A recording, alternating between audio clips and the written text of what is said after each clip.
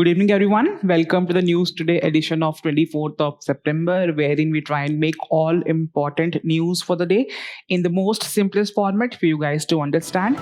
Let's look at the important topics which we're going to cover today. First, we're going to cover Tamil Nadu Coastal Restoration Mission, that is TN Shore. Then again, we all know about the H-1B visa fee hike, which has been increased to $1 lakh. So again, what are the opportunities with respect to this visa fee rise we are going to discuss.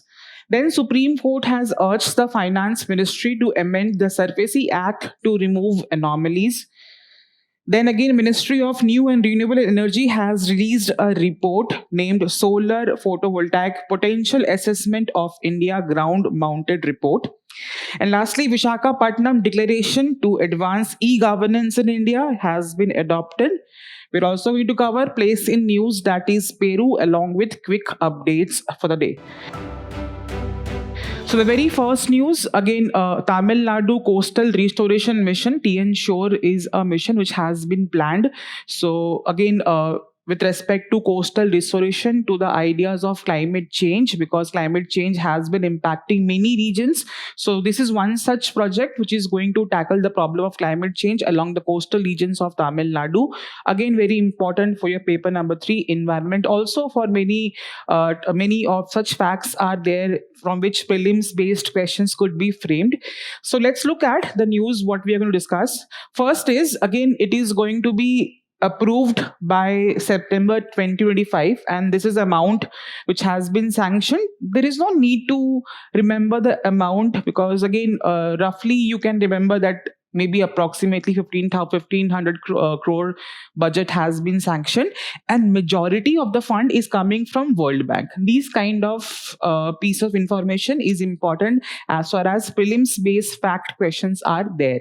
Then basically the idea is to develop the coastal villages around Tamil Nadu, right? And again, it is of course going to boost the economy of the region and the villages, and again preparing the whole region with an idea of climate change. That has been the major aims and objectives as far as this Tamil Nadu Shore project has been concerned. Then what have the targets been set up for this particular project? Let's discuss. Firstly, they are trying to restore 1,000 hectares of mangroves. Again, very important topic for your environment and ecology. You must have read. Again, I'll discuss what are mangroves, basic terms and definitions and facts related to mangroves in India, right? So they are planning to cover 1,000 hectares of mangrove restoration. Then again, they have also planned to restore 30,000 hectares of seascapes. Again, these kind of terms comes in news and we get confused. So what exactly are seascapes? Seascapes are basically underwater habitats, for example, seagrass, reefs, and breeding grounds. All of these are examples of seascapes. They are also planning to protect endangered species, for example, dugongs, which we generally call as sea cows, and sea turtles. So these are the major targets which has been put up by the TN Shore project. And again, it is a project which is involving community as well. So again, the amount which is given by World Bank is not going to be given to the government. It is going to be directly transferred to what we call as the council, the village mangrove council. So again, who are the members of these council? Members are the villagers only, the residents, so that they can decide and plant and restore the mangroves and the seascapes wherever it is required. Because at the end of the day, it is a project which has been planning to boost the economy of coastal villages as well, and that is where people participation has been taken up into consideration in this kind of project. And again, we are also, this is basically idea of government is not only going to take up the responsibility, again responsibility of citizens of the country, and again promoting the idea of the people who are living over there should be the protector and beneficiaries of such kind of project funds and schemes. So basic idea, basic facts you're going to remember. Then basic details about mangroves. So let's discuss one by one what exactly are mangroves, what are their qualities, right? So number one, mangroves are basically called as ecotones. So again, this is a term which you must have read in environment and ecology. Ecotones are the transition zone between two biomes, two ecosystem. So again, mangrove again is a transition zone between a sea and a river and a land ecosystem. That is a broad idea.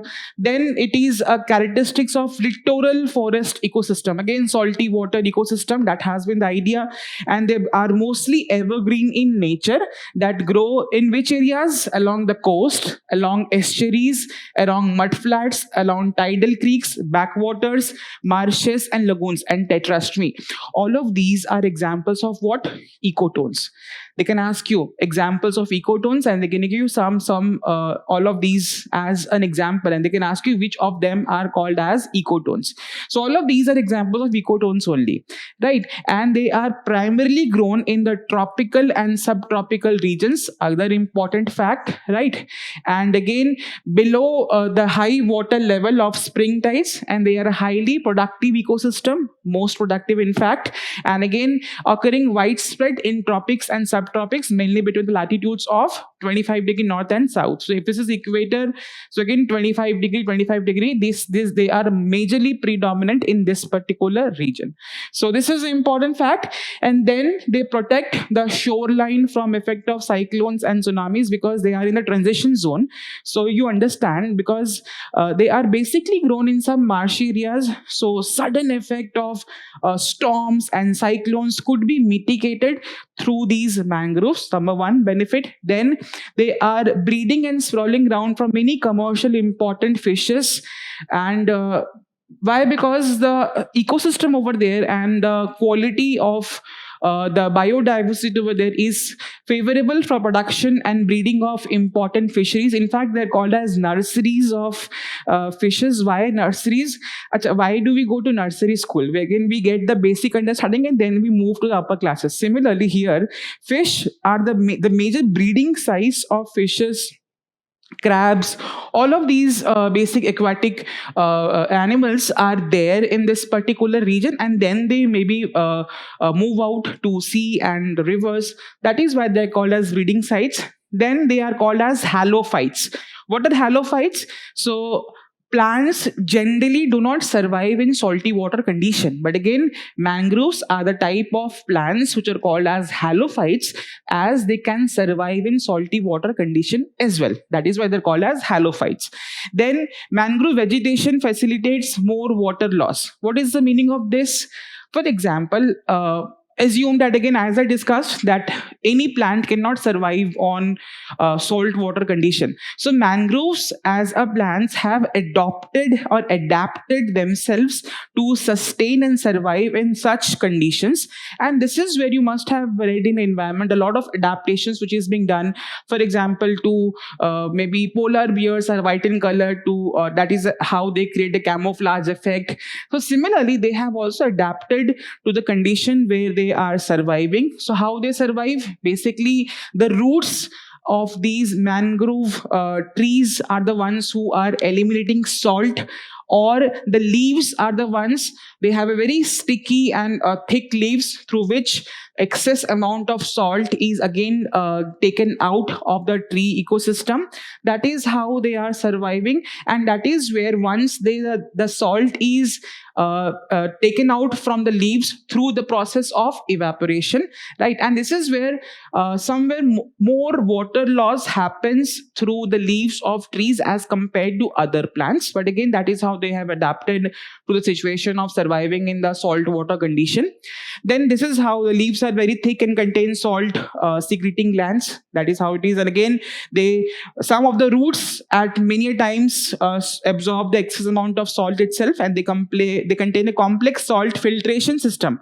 So that again, because tree cannot survive if they have excess amount of salt. So again, they have adapted to through three ways. They have salt filtration method, they have these kind of leaves, the roots are also filtrating the amount of salt. All of these this is how which mangroves have adopted, right? And then they are adapted to low oxygen, because conditions, technically these are very muddy waters, right? Not clear water. So of course, the amount of oxygen is less. So they have also adapted to survive in this low oxygen conditions. That is why they're also called as anoxic conditions.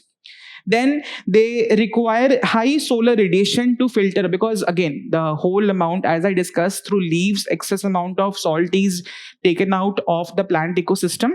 So that is where they require a good amount of sunlight to filter out the excess amount of salt through leaves.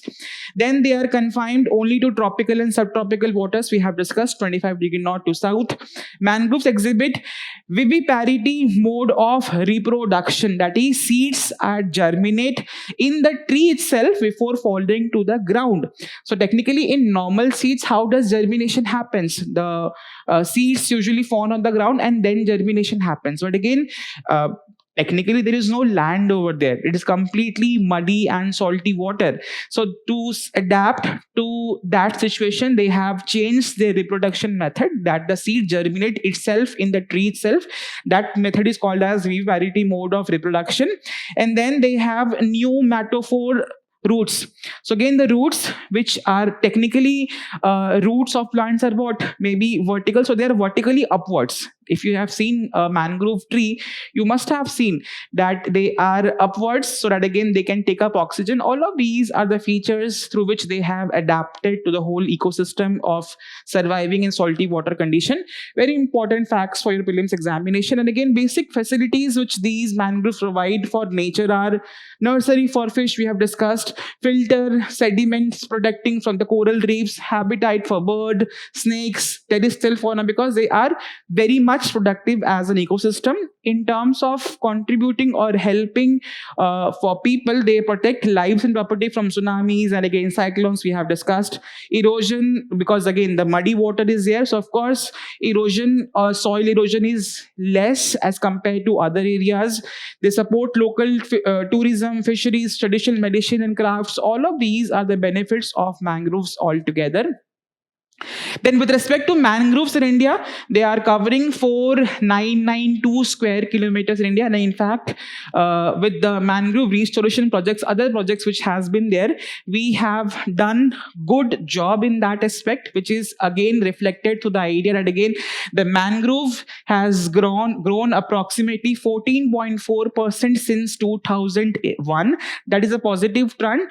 And again, the biggest and the world's largest mangrove forest is in Sundarban, West Bengal, which is consisting of 42% of mangroves which India has, followed by Gujarat 23%, and Tamil Nadu, which in this area where again the project has been planned, this is also having a good amount of mangroves. We are also going to see that again whenever you see such things in maps, for example wetlands, mangroves, important biosphere reserves, please locate them in maps, because these are the favorite area of UPSC through which they ask questions. So mangroves again are on both the coast, east coast, west coast. It is there in Gulf of Kutch, Khambat, Mumbai, Ratnagiri, Goa, Karwar region, Lakshadweep, Muttipet, again the Tamil Nadu region, Pichavaran, Krishna, Godavari, Devi Moat, Mahanadi, Bhitarkanika, Sundarban, and in Andaman and Nicobar Islands as well. So again, in general, this project is targeting the coastal region of Tamil Nadu, primarily focusing on two regions, the sea regions, again the breeding sites and everything what we have discussed, and again mangrove restoration as well, with the help of community participation. Majority of the fund is coming through World Bank. Clear? Any question? Yes, in the year 2015, there was one question on mangroves. Which of the following regions of India has a combination of mangrove forest, evergreen forest, deciduous forest? This is where, again, your understanding of geography, environment will come into picture, the maps, what you read, the type of forest which you have read in geography. So tell me in comment what would be the answer. One specific question was asked in mains 2019 that discussed the causes of depletion of mangroves and explain their importance in maintaining coastal ecology. So again, importance we have discussed. Reasons, of course, of depletion you must have read whenever you are reading a static topic of mangroves in the chapter of your environment. So this is how questions has been asked. And again, important topic, not just the project, but again the associated topics which is coming out of the project is also important to be read specifically for the examination. The next topic, again, this has been in news. Mr. Trump has again done a thing which is he has increased the H-1B visa fees to $1 lakh rupees.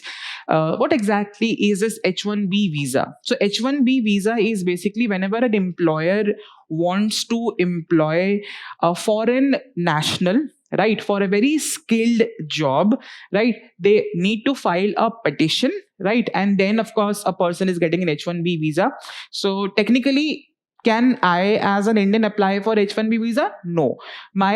Of course, the employer who is there in the US is going to sponsor me, and again on behalf of me file the petition in the US government, and then after the petition is approved, then again I can apply for US visa, and again the entire interview process is going to happen. So again, it is basically targeting, maybe helping foreign skilled nationals to work in US, and it is basically a type of temporary non-immigrant visa. So, but again, the fee has been increased tremendously high, and in fact, majority of the H-1B holders of visa in US are Indians, and that is how it has impacted the Indian diaspora, and again the potential people who are planning to go abroad for better opportunities, and the companies over there, all of them is going to affect it. But again, amid all of these things, it is an opportunity for India as well, right? And how we are going to discuss in this particular news. So again, very important that again, because we have a topic of effect of policies and politics of countries on India's interest in developing countries, developed countries. So again, US effect on Indian country, again an example. So basically in this, what are the opportunities which we can think of with this whole visa fee hike? Number one, we have a concept of brain drain. You must have read many a times in general. What is brain drain? So the high skilled people from India are moving to abroad or moving abroad for better employment opportunities and better lifestyle.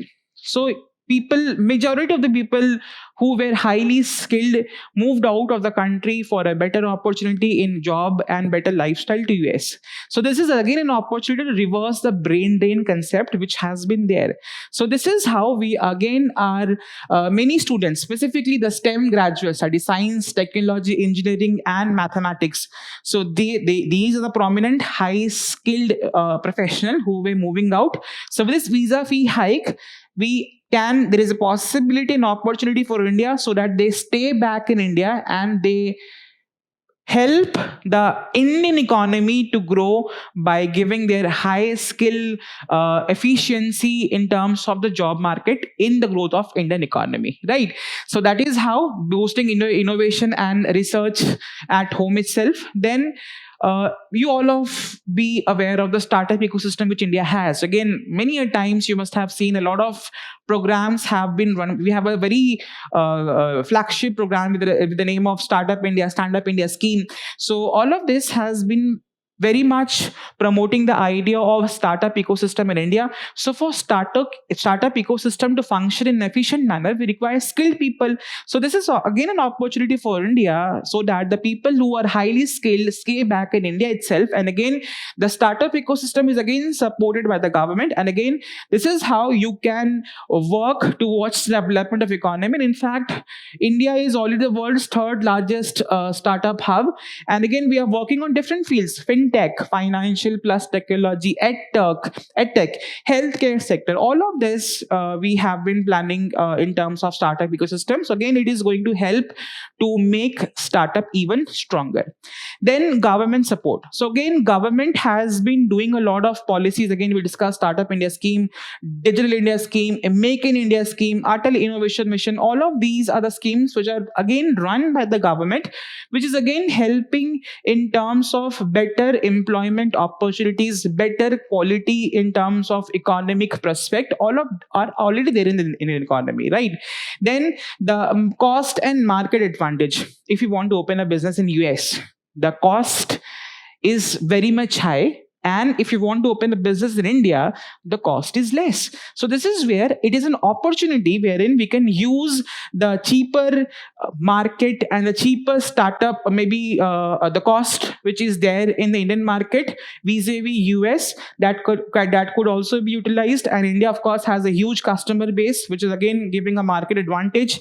And lastly, emerging technologies. So again, we have seen with the growth of artificial intelligence, blockchain, all of those, India can also be Asia's new Silicon Valley. Right, that is also an opportunity with this people who are highly skilled who would stay back in India itself. But apart from this, there are a few challenges as well which has been discussed. Number one, technically we are maybe spending very less when we talk about research and development, is somewhere around 0.7%, and maybe developed countries like US, China is spending 2 to 4% of their GDP in research and development. This is an area where again Indian government should start to spend more, so that again we create more high skilled profession. And again, one more concept, that again people after they graduate, they move to abroad for higher studies and better research opportunities. Why they move? Because there is less research and innovation opportunities in India. So again, this is where there is a lack, and that has to be maybe fulfilled by the government, right? And also we have education system that needs to be having more cutting edge innovation technologies inculcation, that has to be done to bring it at par with the global level of innovative education ecosystem. Then we have infrastructure and rules. Technically, I would not call it as at par infrastructure what we have with respect to US, but again, yes, we are doing good, but still we are lagging in terms of infrastructure and very complex regulation, which is making the whole progress of development slow as far as Indian economy is concerned. Then in terms of IPR and commercialization, very weak IPR filing, let's say patents, copyrights, and again, research often does not get converted into a global product. That is something which is again not encouraging enough to stay back in India. And then lastly, again, if I talk about India could be Asia's new Silicon Valley, but again there has been a lot of tension around the Southeast Asian region. For example, they face a lot of political and regulatory issues, right? So this is where it is making difficult for countries around the region to work together and again move in the direction of technology progress. These are the few challenges along with the opportunities which this visa hike has for India, right? Again, important topic for an examination. Again, you can link it with the idea of how it is going to affect Indian diaspora over there, or the movement of diaspora from India to US, and again how it is going to affect Indian companies, right? All of these are important areas which you can venture in with the topic which I have discussed. Okay, moving on to the next topic. Supreme Court has urged the Finance Ministry to amend the SARFAESI Act to remove anomalies in the act. Maybe the idea is ki SARFAESI Act was launched, or maybe was started in the year 2002. Many provisions are very ambiguous. Once you read, there is no clarity. Maybe while I read one provision, I can interpret in one way and someone else can interpret in one way, right? Or the other way. This is something which has been asked by Supreme Court to clear any anomaly which is there in the provisions of the Act, so that again people are well aware and very much, let's say, informed with respect to the provisions of the Act while reading. Again, very important for your paper number 2, from the idea of transparency and accountability in the governance mechanism, and also from the topic of paper number 3, the banking sector. What exactly is the SARFAESI Act? We'll read first, and then we are going to discuss what has and why Supreme Court has given this direction to the Finance Ministry. So SARFAESI Act stands for Securitization and Reconstruction of Financial Assets and Enforcement of Security Interest Act. Basic definition. Technically, if you take a loan from a bank, the loan becomes an NPA, or the bank which has given a loan, the loan becomes an NPA.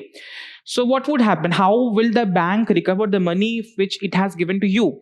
So many times certain loans are backed by mortgage. So let's say if you have taken a loan, you have mortgaged your house.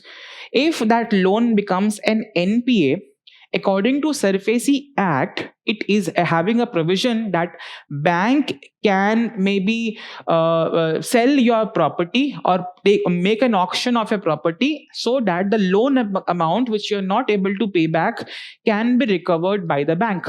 That is a basic idea, and that is where SARFAESI Act stands. So this is a basic idea of SARFAESI Act, right? And this is how maybe if someone has taken a loan and they have been backing it with the property, right? So they can seize the property, auction to recover the money.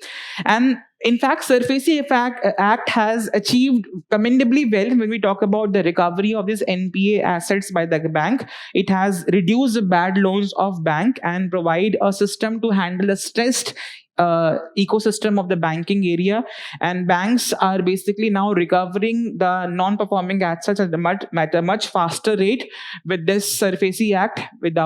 Before this, technically bank used to file a legal case against a defaulter in the court, and again the pendency of case situation in the courts. This is how through this act the process of recovery has become little faster as it was before. But again, there are a few challenges. Let's discuss. Recently, again, why this is an anomaly, I'm going to discuss. Assume ki you have taken a loan. You're not able to pay back the loan, and that loan has become an NPA for the bank. Now bank, and again you have mortgaged, let's say, your house property or one of your homes as a mortgage for the loan. So technically bank has an option that again they can go for an auction. They can issue notice that again now your property we are going to auction. And for auction, you understand, if all of you read newspapers, so in newspapers you come across in page 2 or 3 many times auction of certain properties where again they advertise in the newspapers, in their websites, and people can buy so that again the amount can be recovered by the bank which has become an NPA. Now understand one situation. Let's say auction notice has been given, right? But now the person whose bank, let's say who was a defaulter to the bank, now is telling bank, I have money now, don't auction my property and give it back to me, because I'm ready to pay back the amount of loan for which I was a defaulter. There is a confusion here. Again, technically auction has not happened, only advertisement for the auction is there. So this was a clarity, there is no clarity on this aspect as far as the sections of or the provisions and rules as per the SARFAESI Act. So this is where Supreme Court has clarified. It has told that once an advertisement of auction has been taken out by a bank for a property, there is no other way, or there is no way you can redeem back your property which is going to be auctioned. Clear?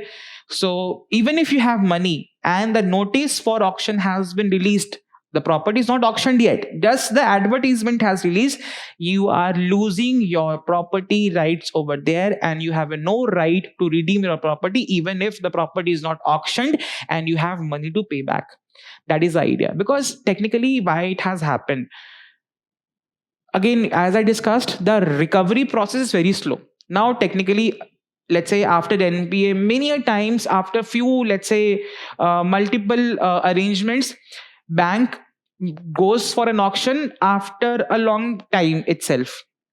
Then after, if you tell ki now I have money, and again thereafter it is going to make the recovery process even slow. So again, this is a clarity which Supreme Court has provided, and there was a confusion. That is where Supreme Court has also told the Finance Ministry, sir, please make these rules and regulations very clear, because it, again, according to what we call as section 13 of the SARFAESI Act, there is no clarity that again once auction notice has been put out, can I pay back the money and redeem my property back? That this was no, again, clarity in words was not there. That led to this ambiguous situation which Supreme Court has clarified, and at the very same time has told ki please clarify the rules and regulation very clearly so that again people can understand and there is no confusion with respect to the act provisions. Clear?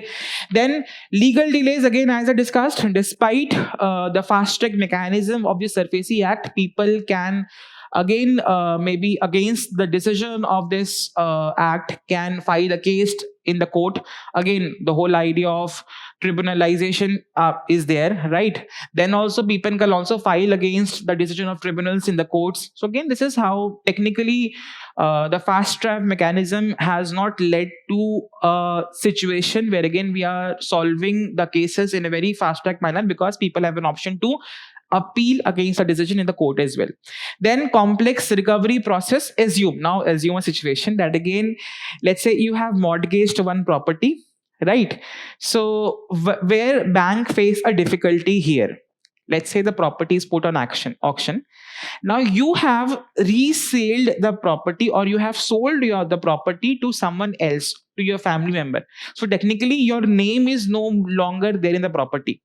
That creates other situation or a problem with the bank to get that property auctioned, because the property papers are not clear.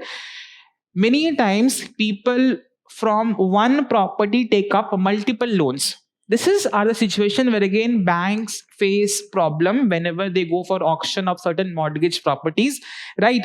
And again, as the SARFAESI Act is not applicable to all the loans, it is only applicable to secured loans against a mortgage. For unsecured loans and for loans less than 1 lakh rupees, there is no application of the SARFAESI Act. And again, many times it has also been seen that again the borrowers' right are somewhere let's say challenged by, because creditors are misusing the powers which are given under the SARFAESI Act. That is one thing. And again, the debt recovery tribunals, asset reconstruction companies, which are again working in the direction of getting these NPAs back to the banks, are also working slow. So all of these are the challenges and issues as per the SARFAESI Act. And this is where government has or the Supreme Court has told the Finance Ministry to ease out the rules and regulation in a manner, ease out in the meaning such that you need to reframe the sections, rules and regulation in a simpler manner, so that there is no ambiguity once a person is reading that particular provision of the act. Clear? Very important. Again, prelims based question could be asked from SARFAESI Act, right? Maybe in the domain of, let's say, banking chapter, you can use this as an example of a successful implementation of SARFAESI Act. All of these are the areas in which you can use it in the answers. The next topic is Ministry of New and Renewable Energy has released a report called Solar Photovoltaic Potential Assessment of India, Ground Mounted Report. Again, report released by which body, which ministry? Again, that is important for your examination. In general, for your syllabus perspective, Mineral and Energy Resources paper number 3, that is also again important. So again, India has a huge solar potential. So the National Institute of Solar Energy under the Ministry of New and Renewable Energy has released this report to better help India make the solar projects and the potential which India has to better harness it. So again, it is basically a roadmap. The report talks about how effectively we are going to make solar plants, how to plan infrastructure around these plants, and how companies can invest so that again we can harness the true potential of solar power which India has as a country. So it supports India's Panchamrit commitments. So tell me in comment again, this Panchamrit commitment was given by India in the Conference of Parties 26 in Glasgow. So this is where we have committed 5 things when we talk about the idea of climate change. So tell me in comment, what are the 5 things which we have committed under this India's Panchamrit commitment. So this is where one such commitment is around the idea of improving the capacity of renewable energy, and that is somewhere it is aligning with this. And again, we have also planned that again by 2047, whenever we are going to complete the 100 years of independence, the Azadi Ka Amrit Kal, we have been planning to become energy independent. And again, the net zero carbon emission of 2070, which is again a target under the Panchamrit commitment. All of these is falling under this particular report. And in this report has told that again India has a very huge potential when you talk about solar power. We have approximately 3,343 gigawatt power, which is very high as compared what we estimated in the year 2014, which was 749 only. So again, almost maybe return to about 5 times the potential we have projected we have with respect to solar power in India. And it is not there. Maybe when I talk about solar power, comes what state come to your mind? Rajasthan, Maharashtra, the western region, which is again the Rajasthan being a desert, majority of the region being in this deserts area ecosystem. No, there are other states which has a potential of solar power generation as well, that is report has highlighted. And approximately there are, maybe if you talk about the idea of wastelands, there are a lot of wasteland in the country. Out of all of the wastelands, it was surveyed, it was found that again some of these wastelands which are suitable for solar power generation. For example, the land should be flat, the water, there should be no water body around the region, there should be ample sunlight coming to that particular land. Out of all the wasteland which has been surveyed, it is being tell that again, even if we use 6.69% of the identified feasible wasteland, we are going to achieve the target of 3,340 gigawatt power generation through solar energy. This is what this report has highlighted. Then in terms of areas, again this basic region, the darker region, talks about the potential states which has a potential of solar power generation. Please see them, very important as far as which areas of the country have a potential of solar power generation. Then in terms of challenges what we are facing with respect to solar power generation in India, number one is land issues, because solar park require a huge and big amount of land. Many times the land conflicts with environmental project. For example, the land is being used for gazing, for other, let's say, agricultural purposes. So this is where land use maybe conflict comes when you talk about construction of solar power plants, where again it come in or clashes with the farm grazing lands, biodiversity zones. Number two, grid integration. Technically understand what are the grid integration. Grids are what? Maybe the electrical grids. Let's say you have generated solar energy. From that point of generation, is it directly going to your home? No, it is going to the grid, and through that grid electricity is supplied. Clear? Solar power generation requires, let's say, what we call as sunlight. What happens in night whenever there's a cloudy condition? What happens whenever we are not having ample amount of sunlight in the region due to some climatic factors? Will the grid ensure 24/7 supply of electricity through solar power? No, that is an issue. That is something which we are facing a challenge with respect to solar power, right? Then the high cost, because panels are basically cheaper now, but again, the setting of big plans as far as solar project is concerned, still it requires a huge amount of capital investment.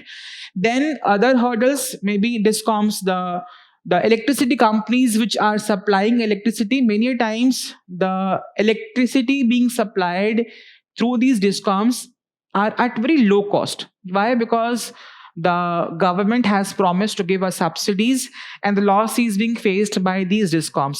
So how can you expect a loss making discom to buy a solar energy? And that is something which is there as a hurdle.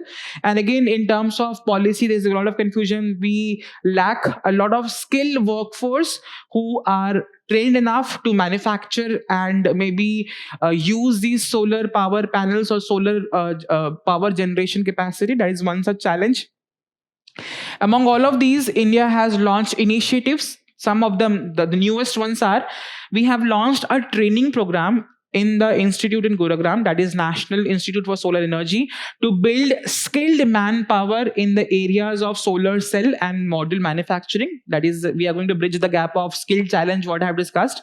Then Solar Didi vision. So this is a vision in India, which is how women are acting as ambassadors of solar power. They are making other women aware about the benefits of use of clean energy, the use of how beneficial solar power use is. for in general for the environment and for the health as well. That is something which is being discussed, and this is where women integration has been done. Then we have PM Surya Ghar Muft Bijli Yojana, which is again targeting by giving 300 units of free electricity per month to 1 crore households via solar rooftop. All of these are the new initiatives as far as the solar power of India is concerned. Again, very important topic as far as renewable energy is concerned. The idea of climate change is concerned. The idea of cutting of emission of India is concerned. The net zero target of India is concerned. Again, the idea of India's Panchamrit commitment. All of these is integrated to the topic which you have discussed. So, any question? Yes, in the year 2016, one question in prelims. The International Solar Alliance was launched at United Nations Climate Change Conference 2015. The alliance includes all member countries of United Nations. Again, a topic around the solar energy, solar power. Please tell me in comment what would be the answer. You must have read about International Solar Alliance. One question means 2020 recently, India has immense potential for solar energy, though there are regional variations in its developments. Elaborate. So again, huge potential, which the report has also talked about. But again, regional disparities here. That is something which we are going to discuss in the answer. Okay? The next topic. Recently, we had a conference, that is the 28th National Conference of E-Governance India, which was conducted in Vishakhapatnam. And that is why this declaration is called as Vishakhapatnam Declaration, to advance the idea of e-governance, or what we call as use of ICT in the governance process in India. So this is where is a roadmap about how India should use digital tools to make government services faster, transparent, and more accessible for citizens. Again, very important topic for your paper number 2, to the ideas of e-governance. So let's see what this report has talked about. Number 1, they have talked about for having a national mission for, whenever we talk about governance, any governance, what one phrase comes to our whenever the respective textbook we did: minimum government, maximum governance. And that is something which has also been set up as a target under this particular conference or Vishakhapatnam Declaration, where again, less government involvement while giving governance services. That has been discussed over here. So again, we are focusing more on inclusive, transparent, citizen-centric governance. Then again, we have seen that all around different areas, there has been a development of technologies. New technologies have come up. For example, AI, blockchain, GIS, Internet of Things, data analytics. All of these are helping in the governance process as well to make smart decisions, frame better policies, because policy development requires data. Data needs to be analyzed. So these technologies are making this process easier. We have certain examples also which we have done with the integration of technology in the governance process. For example, the Digital India Bhashini app, which is providing governance to different areas in different let's say languages which are being spoken, right? So real-time language translation is there. Digi Yatra, all of you must have traveled maybe through flights, you must have experienced. In majority of the airports in India, we have facilitated paperless and a faster way of clearances in the airports through the use of Digi Yatra. Again, example of technology. Then we have the DRACE V2, which is again a disaster response management system which has been there. Then we have replication of successful models. Technically, you understand, governance is going on in the country, and there are few exceptional areas in which some states have done commendably well. When we talk about, let's say, Swachh Bharat Mission, Indore is topping the list every year. So why not to take it as an example, and we can incorporate the best practices which Indore is doing in order to replicate it in the rest of the country. Similarly, certain states on the ideas of e-governance are doing exceptionally well, and there are a few examples. For example, we have Sampada, which is again a scheme for agriculture in Madhya Pradesh. We have e-Khata, that is property records for in the region of Bengaluru. We have Rohini Gram Panchayat in Maharashtra for rural digital services. We have dams by NHAI, which is a drone based monitoring of highways. All of these are doing exceptionally well. So why not to make it a pan India governance project? That has been the idea which has been proposed in this declaration. Then we have grassroots and inclusive development, because when we talk about the integration of e-governance, let's say if I talk about Ladakh as a region, or maybe Northeast region, in maybe the infrastructure is not as much as good as compared the mainland of India. And this is where, under this project, there has been a discussion of making this e-governance process more inclusive to the regions who are facing issues due to less development of infrastructure in such regions. That has been there, right? And expanding digital programs for women, youth, rural population, all of these has been there. We have also set up to scale up a panchayat level digital modules across India, so that again the whole idea of e-governance becomes inclusive for all citizens of the country, not just to specific regions. Clear? Then under this also we have been planning to have a cyber security and resilience, so that again when we talk about e-governance, you must have seen many times a lot of malwares hit and the data protection is at stake. This is where we have been discussing that aspect as well when we talk about the idea of e-governance, that again the infrastructure should be made that it should have a zero trust architecture, that no trust without verification process.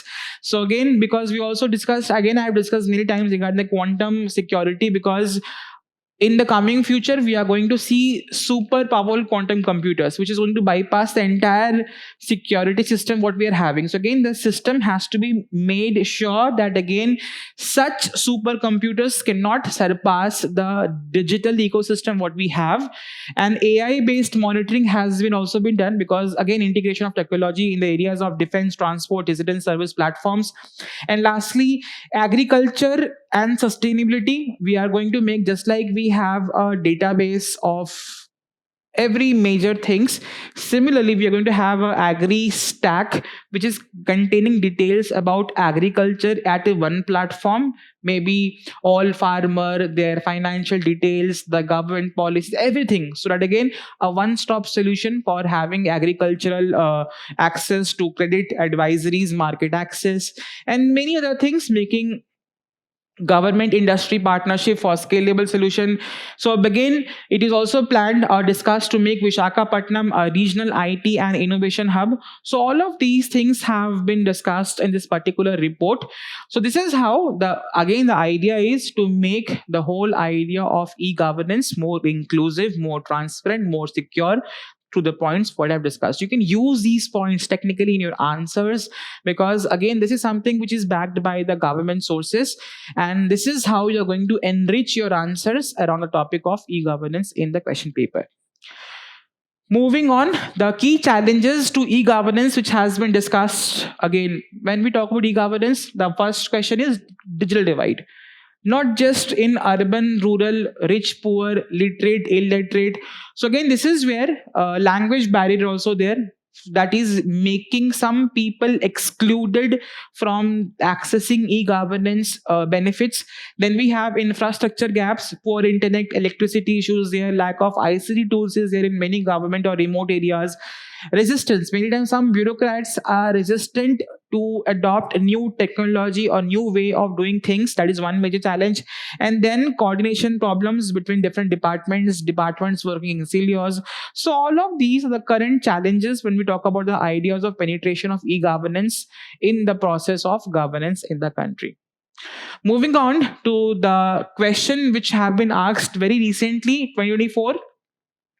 E-governance is not just about routine application of digital technology in the service delivery process. That is what we discussed. It is not just general way of governance. It is something different. It is as much about multifarious interactions for ensuring transparency and accountability. In this context, evaluate the role of interactive service model of e-governance. For something different, specific thing, but again, in general, you can use some points of the report in your answers, wherein we are trying to discuss how we are going to make the whole process of e-governance more efficient in India. Clear? Moving on to the place in news, today is Peru. Earthquake of 5.6 has hit the region of southern coast of Peru. The capital is Lima. So locate that in map. It is a water boundary sharing with Pacific Ocean. It locate the bordering countries Ecuador, Colombia, Brazil, Bolivia, Chile. Right. So the maritime border, of course, is Pacific Ocean. So locate basic geographical features. Very important. It is coming under the Amazon rainforest, the Selva region. 50% of the Amazon forest is there in the Selva forest is there in Peru. The second highest peak, the Andes mountain, is in Peru itself. Lake Titicaca, which is the world's highest navigable lake, is in Bolivia, is in maybe around the region of Peru, right? An important river. That is how you are going to remember such important places, political and physical geographical features around the topic or around the place, which is how UPSC asks questions in examination. Clear? Moving on to the quick updates for the day. So the very first, OECD, that is Organization of Economic Cooperation and Development, has recently released an economic outlook report. They can ask, economic outlook report is released by which body? OECD, right? How frequently they are released? It is a biannual report on the global and national economic trends. So member countries who are member to the OECD countries, their economic development, their economic trends has been released in this particular report. So technically, the report covers the GDP growth in the member countries, the inflation rate, the employment, the trade and investment opportunity in these countries, and it is highlighting the risk associated with inflation, financial instability, and geopolitical tensions around these countries. So recently in this report, it has projected that again India is going to have an upgraded GDP growth rate of 6.7%, which is again a good information. And again, it is also told that again the inflation is again at a moderate level. It is 2.9%. This is something a new development, which this report has signaled in terms of better health of Indian economy. The next topic is Oju hydroelectric project. So whenever these type of name comes up in news, you're going to locate key on which major or which river this hydroelectric project is based. So it is based on Sabanshri river, which is there in the Indo-China border, right? And again, recently expert committee has cleared this project, which is generating 2,200 megawatts of hydroelectric power. So again, some important facts about the river, again important for examination. Origin Tibet, largest tributary of Brahmaputra is Subanshri. It is a trans-Himalayan antecedent river. It is flowing through Tibet, Arunachal Pradesh, Assam, and then joins the Brahmaputra river. The unique feature is it is also called as gold river. Why? Because it carries some particles or some dust particles of gold along in its course. And significance is why it is having again hydroelectric power generation through the fast flowing river. It is helping us in the terms of agriculture, fisheries, strategic border region, biodiversity hotspot. That is important fact around this particular topic. The next news is Barren Island volcano. It was in news because recently a fresh eruption has happened. It is an only active volcano region in India, which is there in the Andaman Islands. And again, basic feature, it is which type of volcano it is. It is a stratovolcano. It is a part of Andaman volcanic arc. So again, this is helping India in terms of geological research, volcanic hazard monitoring, ecological impact, strategic maritime location. So again, some topics comes in news. This is making this region, the topic of volcano, important for your examination. From shorty news, mostly you can expect prelims based question around the factual topics which I am discussing. For example, the nightmare bacteria, again resistant bacteria which is resistant to a lot of antibiotics, has been found maybe proliferating in United States of America. So the cases of this nightmare bacteria has been rising. Why nightmare? Because it is resistant to many antibiotics, which is making the cure of this bacteria very challenging task. So again, it is resistant to almost all antibiotics, and it is also sharing resistant genes to other germs as well. So again, a very deadly, that is why we call it as a nightmare, and they do not respond to normal treatments. Examples are these. They can ask you in maybe as a question, ki, what are these? So basically these are examples of nightmare bacteria which are recently found in United States of America. The next topic is Super Typhoon Ragasa. So again, a typhoon has emerged in the Philippines region. So Super Typhoon, again, you must have read in geography. These are basically tropical cyclones which has a wind speed of greater than 185 km per hour and having 100 knots, right? So that is how basic features of tropical cyclone you're going to remember. And again, of course, you're going to revise. Number one, they are basically warm core, low pressure system. Low pressure, of course, tropical cyclones. They in the bottom they have a spiral flow, and again outflow is also through a spiral flow. They are prominent in the region with sea surface temperature of greater than 26 degrees, and they are developing around what tropical cyclones. Again, greater than 5-degree latitudes from equator. That is how why it is called as a tropical cyclones. So now some names of tropical cyclones. It is called as hurricane in North Atlantic, Eastern and South Pacific. It is also called as cyclone in Indian Ocean. We call it typhoon in the West, Northern Pacific. We call it Willy Willy in the Southern Indian Ocean. Again, different names. All are the names of tropical cyclones only. The next topic is defense milestones. Recently, India has set up a first overseas defense plant in Morocco, which is going to produce what we call as wheeled armored platform (WAP). Again, this is how it would look like, but don't go by the pic of it because it has a lot of other benefits. Technically, it is just like a normal tank, but again, it has a lot of other different qualities which is differentiating it, and that is why we call it a wheeled armored platform. So it is India's first amphibious infantry combat. Why we call it as amphibious? It can travel in land and it can float in water as well. That is how we call it as anti-amphibious. And again, it has a lot of 8x8 wheel system. It has auto transmission, integrated power pack, right? Floating is there. Propulsion system is different from the normal tanks, and again, high survivability capability is there with respect to tank. The soldiers in the tank are very much safe in this particular tank. So again, with it is giving the combat lethality as well. So again, significant. Why? Because it is again promoting the idea of Make in India in defense. Again, promoting the idea of India export in defense sector as well, and one such collaboration with a foreign country where again we are setting up a plant over there, right? So strategic partnership with Morocco, all of these are making this topic very important. So again, they can ask question around wheeled armored platform. What is the qualities, the basic features? This could be one such question in an examination. The next topic is WHO's statement on Tylenol. So technically, you all know paracetamol, right? So paracetamol in US is basically called as Tylenol.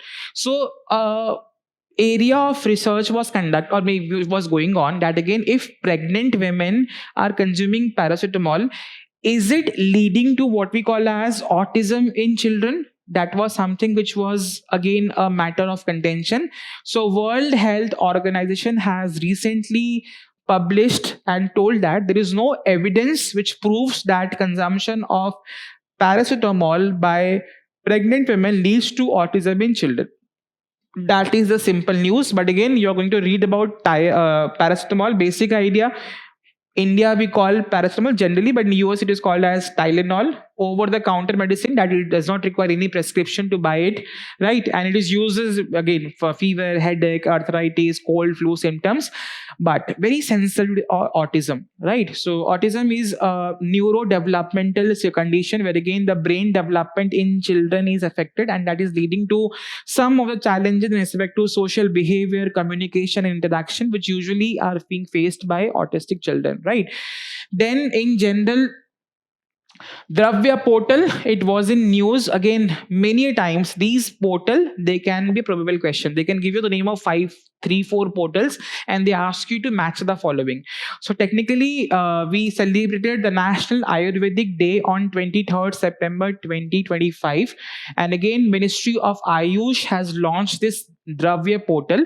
So basically, it is a collection of all Ayurvedic ingredients, product, and again database which is containing all such details. It is open access, that is, it is available to everyone, and it is a dynamic database which is keeping on growing and updating day by day. Why significant? Because it is combining or digitizing the classical Ayurvedic text, contemporary scientific literature, and field studies in the domain of Ayurveda. That is why this portal is important, right? So with this, we come to an end of today's discussion. All important questions which could be framed from the topic which I have discussed will be popping up in your screen. It is very important that you solve the questions, and please post in comments your answer. That is how there is a creation of competitive spirit around all the students who are preparing in general for the examination, and again who are watching this initiative by Vision IS. Lastly, Vision has come up with a digital current affairs platform, which is a one-stop solution for all current affairs issues. Please go and navigate the website. It is certainly going to help you a lot in terms of your current affairs preparation for the examination. So with this, thank you so very much and all the very best.